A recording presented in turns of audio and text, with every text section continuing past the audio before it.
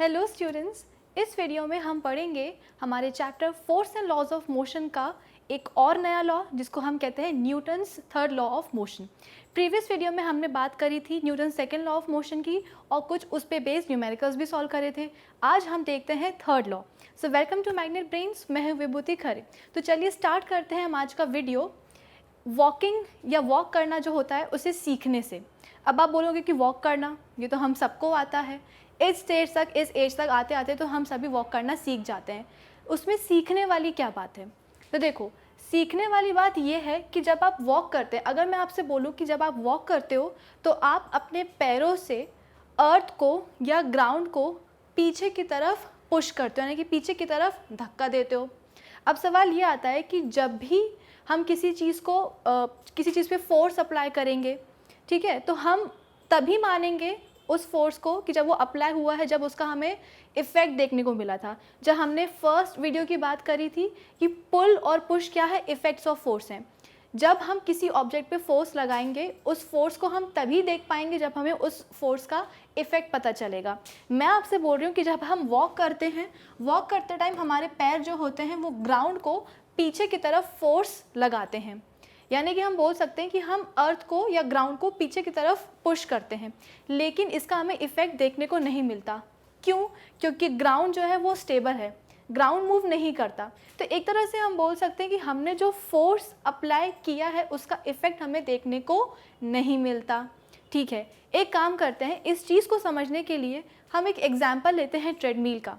Treadmill क्या होता है? Basically it is a type of conveyor belt जहाँ पे रॉड्स लगी होती है और एक ब्रॉड रबर बैंड होता है, वो उसके अलॉन्ग जो है घूमता है। अब आपको क्या करना है, इस ट्रेडमिल को आपको ऑफ ही रखना है, ऑन नहीं करना है। ऑन करोगे तो क्या होगा, अपने आप वो जो कन्वेयर बेल्ट है वो मूव होने लगेगी। हम उसको ऑफ ही रखेंगे, ऑफ रखेंगे, इसके बाद में उसमें चलना शुरू करेंगे। जैसे ही हम चलना शुरू करेंगे, आप नोटिस करोगे कि आपके पैर ने जो कन्वेयर बेल्ट है उसको पीछे की तरफ धक्का दिया, जिसकी वजह से क्या हुआ, वो जो कन्वेयर बेल्ट है वो मूव होने लगी। जब आप ग्राउंड पे वॉक करते हो, आप कितना भी फोर्स लगा लो ग्राउंड पे, ग्राउंड स्टेबल ही रहेगा, वो मूव नहीं करेगा। अब कैसे पता चलेगा कि हमने फोर्स लगाया, हमारे पैरों ने ग्राउंड पे फोर्स लगाया? क्यों? क्योंकि फोर्स का इफेक्ट तो दिख ही नहीं रहा। तो उसको हम कन्वेयर बेल्ट या ट्रेडमिल के एग्जाम्पल से समझ सकते हैं। ठीक है, तो जैसे ही हमने ट्रेडमिल पे चलना शुरू किया, हमारे पैर ने जो कन्वेयर बेल्ट है उस पर क्या किया, फोर्स लगाया, उसको धक्का दिया पीछे की तरफ, जिसकी वजह से जो कन्वेयर बेल्ट है वो मूव होने लगी। अब ये हम चीज़ पहले भी पढ़ चुके हैं। चलो एक चीज़ तो हमें क्लियर हो गई कि हाँ, जब हम चलते हैं तो हम ग्राउंड को पीछे की तरफ धक्का देते हैं। एक चीज़ हमने और पढ़ी है कि मोशन तभी पॉसिबल है जब एक तरह का फोर्स अप्लाई होगा, यानी कि अगर मैं रेस्ट स्टेट में हूँ, अगर मुझे मूव करना है तो मेरे ऊपर एक फोर्स अप्लाई होना चाहिए, वरना क्या होगा, मैं अपनी स्टेट चेंज नहीं करूँगी। वॉकिंग के केस में ये हमने सीख लिया कि जब हम चलते हैं तो ग्राउंड को हम अपने पैरों से पुश करते हैं, फोर्स लगाते हैं। लेकिन हम क्यों आगे बढ़ जाते हैं? हम रेस्ट से मोशन के स्टेट में आते हैं, हम चलना शुरू कर देते हैं। चलने के लिए हमें एक फोर्स की रिक्वायरमेंट होती है। तो वो क्या चीज़ है जो हम पे फोर्स लगाती है और हम आगे की तरफ चलने लगते हैं? बात ये है कि अगर आपने अपने पैरों से अर्थ पे फोर्स लगाया है ना, तो पलट के ग्राउंड या अर्थ ने आपके पैरों पे भी क्या लगाया है, एक फोर्स लगाया है। फोर्स लगा, इसलिए आप मोशन में आ गए और आप आगे की तरफ मूव करने लगे। इतना क्लियर हुआ? क्या बोला मैंने कि जब हम वॉक करते हैं, ठीक है, जब हम वॉक करते हैं, जैसा कि आप ट्रेडमिल पे देख रहे हो, तो हमारे जो पैर हैं वो ग्राउंड को या किसी भी जिस पे भी आप सरफेस पे चल रहे हैं उसको पीछे की तरफ वो धक्का देते हैं। ठीक है, अब सवाल ये आता है कि हम कैसे आगे बढ़ जाते हैं, क्योंकि हमें पता है कि अगर हमें अपनी स्टेट चेंज करनी है तो हमें एक मोशन की रिक्वायरमेंट है, एक फोर्स की रिक्वायरमेंट है। वो फोर्स कौन एक्सर्ट करता है? वो यही ग्राउंड एक्सर्ट करता है। आपके पैरों ने ग्राउंड पे फोर्स एक्सर्ट किया तो ग्राउंड ने भी आपके पैरों पे एक फोर्स एक्सर्ट किया, जिसके कारण हम आगे चलने लगते हैं। तो ये एक टिट फॉर टैट वाली सिचुएशन आ गई कि आपने अपने पैरों से ग्राउंड को धक्का दिया तो ग्राउंड ने भी आपके पैरों को बदले में धक्का दे दिया। मैग्नीट्यूड क्या होगा? मैग्नीट्यूड इक्वली होगा। जितना आप ग्राउंड को फोर्स एक्सर्ट करोगे ग्राउंड पे, उतना ही फोर्स ग्राउंड भी आपके पैरों पे एक्सर्ट करेगी। लेकिन हमें पता है कि फोर्स क्या है, एक वेक्टर क्वांटिटी है, यानी कि अगर आप अपने पैरों से जो फोर्स एक्सर्ट कर रहे हो ग्राउंड पे, उसको आप क्या ले रहे हो, पॉजिटिव ले रहे हो, तो ग्राउंड आपके पैरों पे जो फोर्स एक्सर्ट करेगी वो कैसा होगा, वो होगा नेगेटिव फोर्स। लेकिन मैग्नीट्यूड क्या होगा उनका, इक्वल होगा। ठीक है, चलो इसको एक और एग्जाम्पल से हम समझते हैं। एक और एग्जाम्पल क्या है, स्विमिंग का है। स्विमिंग का एग्जाम्पल बहुत ही अच्छा और इंटरेस्टिंग एग्जाम्पल है, जिसकी हम बात कर रहे हैं एक्शन और रिएक्शन की। एक्शन क्या है, जो हम ग्राउंड पे एक्सर्ट कर रहे हैं। ठीक है, एक्शन फोर्स क्या है, एक्शन है वो फोर्स जो कि हम ग्राउंड पे एक्सर्ट कर रहे हैं अपने पैरों से, और रिएक्शन क्या है, वो फोर्स है जो कि ग्राउंड हमारे पैरों पे एक्सर्ट कर रही है। इतना क्लियर है। अब देखो स्विमिंग में क्या होता है, हम अपने हाथों के मूवमेंट से जो पानी है उसको पीछे की तरफ धकेलते हैं, पीछे की तरफ पुश करते हैं, लेकिन हम आगे बढ़ जाते हैं। ऐसा क्यों हुआ, हमारे हाथों के मूवमेंट से क्या हुआ, पानी पीछे की तरफ गया, लेकिन हम आगे क्यों गए, क्योंकि जो एक्शन यानी कि जो फोर्स आपने अपने हाथों से पानी को, अपने हाथों के थ्रू पानी पे एक्सर्ट किया है, उतने ही मैग्नीट्यूड का फोर्स पानी भी आपके ऊपर एक्सर्ट करेगा ऑपोजिट डायरेक्शन में। इसकी वजह से क्या होता है कि हम आगे की तरफ बढ़ जाते हैं। आई बात समझ में, क्या बोला मैंने कि हमारे हाथों ने स्विमिंग करते टाइम क्या किया, पानी को पीछे की तरफ धकेला, पुश किया। ठीक है, और पानी ने क्या किया, पानी ने भी सेम मैग्नीट्यूड का फोर्स हमारी बॉडी पे एक्सर्ट किया, जिसकी वजह से हम स्विमिंग करने लगते हैं, हम आगे बढ़ जाते हैं। तो वो फोर्स जो हम ग्राउंड पे लगा रहे हैं उसे हम कहेंगे एक्शन फोर्स। इस चीज़ को कर लो आप स्टार मार्क। और वो फोर्स जो कि ग्राउंड एक्शन फोर्स के रिएक्शन में लगाएगा, अगर आप एक्शन नहीं लगाओगे तो रिएक्शन कहाँ से आएगा, ऑब्वियस सी बात है।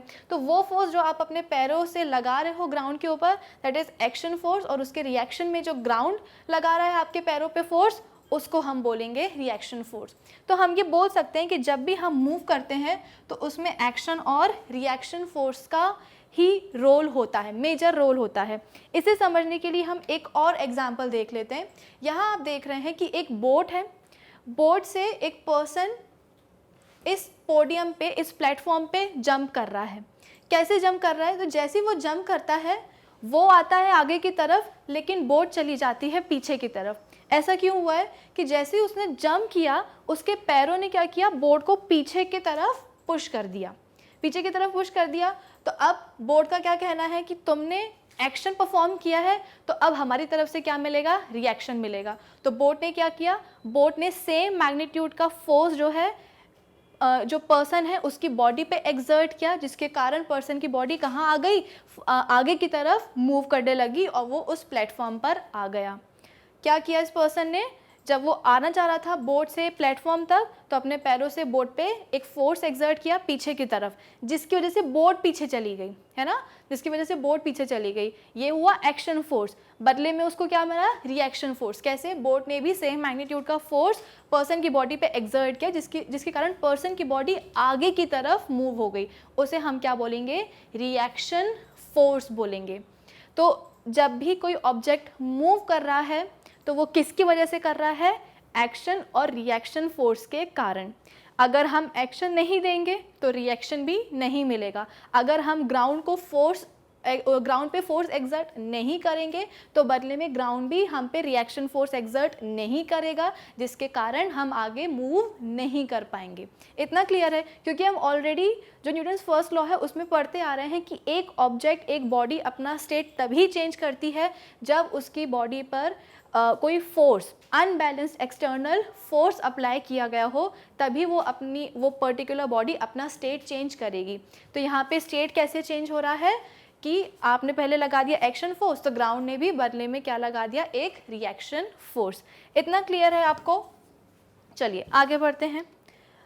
Whenever one body exerts a force on another body, the second body exerts an equal and opposite force on the first body. Force exerted by the first body is action, इसको कर लो आप star mark. Force exerted by the second body is reaction. जब भी कोई system बनता है तो उसमें हमेशा दो कंपोनेंट्स होंगे। अगर मैं अकेली ग्राउंड पे वॉक कर रही हूँ तो एक ये जो पूरा सिस्टम बना है उसमें दो कंपोनेंट्स कौन है, एक मैं हूँ और दूसरा है ग्राउंड, ठीक है। तो ये जो एक्शन और रिएक्शन फोर्स आ रहा है उसके लिए दो कंपोनेंट्स होना बहुत ज़रूरी है। इतना क्लियर है। तो पहला कंपोनेंट क्या करेगा, एक्शन करेगा, और उसके आंसर में जो सेकेंड ऑब्जेक्ट है, सेकेंड बॉडी है, वो क्या करेगा, रिएक्शन फोर्स एक्सर्ट करेगा। अब अगर हम बात करें Newton's third law of motion की, तो Newton's third law of motion क्या है, यही है कि जब एक बॉडी दूसरी बॉडी पे एक फोर्स एक्सर्ट करेगी तो बदले में दूसरी बॉडी भी फर्स्ट बॉडी के ऊपर फोर्स एक्सर्ट करेगी। अब बार बार एक्शन रिएक्शन बोल बोल के हम थक गए, हमने एक जनरलाइज स्टेटमेंट दे दिया, क्या, every action has an equal and opposite reaction. सही बात है। अब चाहे आप ट्रेडमिल पे वॉक कर रहे हो, या आप ग्राउंड पे वॉक कर रहे हो, या आप बोर्ड से एक पर्टिकुलर प्लेटफॉर्म पे या किनारे पे जंप कर रहे हो, है ना, जब आप एक एक्शन परफॉर्म करोगे तो बदले में आपको सेम मैग्नीट्यूड का, इक्वल मैग्नीट्यूड का एक रिएक्शन फोर्स निकलेगा, लेकिन उसका डायरेक्शन क्या होगा, ऑपोजिट होगा। तो अब अगर आपके एग्जाम्स में आए कि भाई Newton's third law of motion क्या है, तो Newton's third law of motion यही है कि every action has an equal and opposite reaction. Example क्या दोगे आप, एग्जाम्पल आप दे सकते हो वॉकिंग का, आप एग्जाम्पल दे सकते हो स्विमिंग का, आप एग्जाम्पल दे सकते हो किस चीज़ का कि एक बोट है, उससे एक पर्सन जो है प्लेटफॉर्म पे या किनारे पे जंप कर रहा है, उसका। इतना क्लियर है आप सबको। तो हमने ये मान लिया कि अच्छा, बहुत से बच्चों के दिमाग में आएगा कि मैम जब वॉकिंग की बात हो रही तो ग्रेविटेशनल फोर्स या ग्रेविटी को हमने कंसिडर क्यों नहीं किया। बच्चों, ग्रेविटी हमें कभी भी चलने में मदद नहीं करेगी। हाँ, ग्रेविटी, अगर मैं खड़ी हूँ तो ग्रेविटी मुझे खड़े होने में मदद करेगी। ग्रेविटेशनल फोर्स क्या होता है कि अर्थ हमें अपनी तरफ क्या करती है, खींचती है। इसी वजह से हम अपने आसपास जो भी चीज़ें देखते हैं वो सब ग्राउंड पे जुड़ी रहती हैं या ग्राउंड से एसोसिएटेड होती हैं, ग्राउंड पर ही रहती है, वो फ्लोट करती हुई आपको नहीं दिखेंगी। क्यों? क्योंकि अर्थ उन सभी चीज़ों पे, चाहे वो लिविंग ऑब्जेक्ट हो, लिविंग बॉडी हो, चाहे वो नॉन लिविंग ऑब्जेक्ट हो, सभी चीज़ पे ग्रेविटी या ग्रेविटेशनल फोर्स जो है वो अप्लाई करती है हमारी अर्थ। तो वो बच्चे जो ये सोच रहे हैं कि हाँ, जब हम वॉक करते हैं तो हमने ग्रेविटेशनल फोर्स या ग्रेविटी को कंसिडर क्यों नहीं किया, वो इसलिए क्योंकि जब हम वॉक करेंगे तो ग्रेविटी नहीं काम आएगी, ग्रेविटी हमें खड़े होने में काम आ जाएगी। तो चलो ठीक है, ग्रेविटी की बात निकली है तो हम यहाँ पे एक और चीज़ देख लेते हैं। यहाँ पे एक टेबल रखी हुई है और उसके ऊपर रखा है एक ब्लॉक। अब ग्रेविटी की, आपके अकॉर्डिंग ग्रेविटी क्या है, अर्थ अपनी तरफ जो सभी ऑब्जेक्ट पे जो अट्रैक्टिव फोर्स एक्सर्ट करती है उसको हम कहते हैं ग्रेविटी। तो ये जो बॉक्स है ये नीचे की तरफ क्यों नहीं गिर रहा, हमने इसको टेबल पे रख दिया, ये अभी भी टेबल पे क्यों रखा है। ग्रेविटी के अकॉर्डिंग तो अर्थ सब पे एक अट्रैक्टिव फोर्स एक्सर्ट कर रही है, इस टेबल पे किया है तो इस बॉक्स पे भी करना चाहिए। अगर करेगी तो फिर ये बॉक्स इस टेबल पे कैसे रखा गया है, ये टेबल को तोड़ते हुए अर्थ के कांटेक्ट में क्यों नहीं आ रहा, अर्थ के डायरेक्ट कांटेक्ट में क्यों नहीं आ रहा। क्यों? क्योंकि एक फोर्स नीचे की तरफ लग रहा है जिसे हमने बोला ग्रेविटी, जो अर्थ लगा रही है, एक और फोर्स है जो इस ऑब्जेक्ट को मूव होने से बचा रहा है। कौन सा है वो फोर्स? वो है रिएक्शन फोर्स, जो कि कौन लगा रहा है, ये टेबल लगा रही है इस बॉक्स के ऊपर। तो अगर मैं नेट या रिजल्टेंट फोर्स की बात करूं तो यहाँ पे नेट या रिजल्टेंट फोर्स कितना आ जाएगा, इज इक्वल्स टू 0। क्यों? क्योंकि एक फोर्स नीचे की तरफ लग रहा है, उतने ही मैग्नीट्यूड का फोर्स ऊपर की तरफ भी लग रहा है, ऑपोजिट डायरेक्शन में भी लग रहा है। तो अगर मुझे रिजल्टेंट फोर्स निकालना है, रिजल्टेंट फोर्स कैसे निकलेगा, जितने भी फोर्स एक पर्टिकुलर बॉडी पे एक्ट कर रहे हैं उनको आप कर दो ऐड, तो आपके पास क्या आ जाएगा, रिजल्टेंट फोर्स आ जाएगा। ठीक है, तो अगर मैं रिजल्टेंट फोर्स की बात करूँ तो रिजल्टेंट फोर्स आ गया 0, यानी कि ये ऑब्जेक्ट बिल्कुल भी मूव नहीं करेगा। अब आपको चीज़ समझ में आई कि अगर एक टेबल पे ब्लॉक रखा हुआ है तो वो नीचे अर्थ में टेबल को तोड़ते हुए वो अर्थ के ऊपर क्यों नहीं आ रहा, ग्राउंड पर क्यों नहीं आ रहा, वो इसलिए क्योंकि अगर अर्थ एक टाइप का फोर्स लगा रही है तो उसके रिएक्शन में एक और फोर्स लग रहा है बॉक्स के ऊपर। कहाँ, कौन लगा रहा है उस रिएक्शन फोर्स को, टेबल लगा रही है बॉक्स के ऊपर। अब क्या हो कि अगर मैं इस टेबल को ही हटा दूँ, टेबल को हटा दिया तो क्या होगा, ग्रेविटी तो अभी भी अर्थ लगाएगी ही, लेकिन उसके रिएक्शन में जो रिएक्शन फोर्स लगाने वाली टेबल थी वो ही मैंने हटा दी, यानी कि अगर मैं टेबल हटा देती हूँ तो इस ऑब्जेक्ट पे अब सिर्फ एक ही फोर्स लगेगा, अनबैलेंस्ड फोर्स लगेगा, वो क्या होगा, ग्रेविटी। तो अल्टीमेटली क्या होगा, बॉक्स नीचे गिर जाएगा ग्राउंड पे। हमने आपको पहले ही बताया है कि अगर किसी भी चीज़ को मूव करना है तो एक अनबैलेंस्ड फोर्स की रिक्वायरमेंट होती है। ये बॉक्स मूव क्यों नहीं कर रहा, क्योंकि नीचे की तरफ जो ग्रेविटी है बेसिकली वो वर्टिकल फोर्सेस है। जब हम बात करते हैं वॉकिंग वगैरह की, उस समय हम हॉरिजॉन्टल फोर्सेस लेते हैं।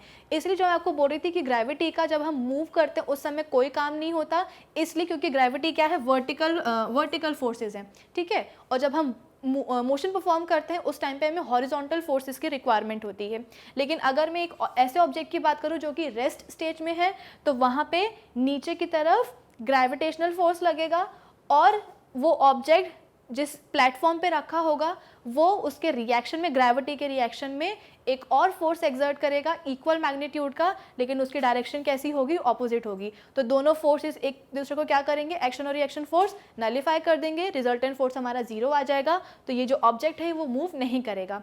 अगर मैं रिएक्शन फोर्स लगाने वाला प्लेटफॉर्म ही हटा दूँ तो क्या होगा, इस ऑब्जेक्ट पे केवल ले दे करके एक ही फोर्स लगेगा, ग्रेविटी, जिसके अंडर इन्फ्लुएंस में आकर के बॉक्स गिर जाएगा नीचे, अर्थ के कांटेक्ट में, ग्राउंड के कांटेक्ट में आ जाएगा। इतना क्लियर है? तो आई होप अब आपको न्यूटन्स थर्ड लॉ अच्छी तरीके से समझ में आ गया होगा। क्या कहता है न्यूटन्स थर्ड लॉ कि भाई जब भी एक बॉडी दूसरी बॉडी पे फोर्स एक्सर्ट करेगी तो उसके रिएक्शन में वो दूसरी बॉडी भी शांत नहीं बैठेगी, वो भी क्या करेगी, एक रिएक्शन फोर्स एक्सर्ट करेगी सेम मैग्नीट्यूड का, लेकिन डायरेक्शन क्या हो जाएगा, ऑपोजिट हो जाएगा। तो हम इसको सिंपल लैंग्वेज में लिख सकते हैं, every action has an equal and opposite reaction. अब आपको न्यूटन्स थर्ड लॉ समझ में आ गया।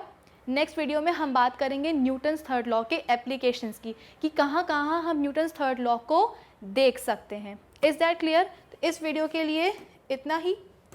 नेक्स्ट वीडियो में हम बात करेंगे Newton's third law of motion के एप्लीकेशन की। अब एक नज़र उन कोर्सेज और उन सिलेबस पे class 4th to class 12th जिनका कंटेंट रेडी है, वीडियोस आप तक अवेलेबल हैं, तो जाइए उन्हें देखिए, अपनी लर्निंग कंटिन्यू रखिए मैग्नेट ब्रेन्स के साथ। Thank you for watching.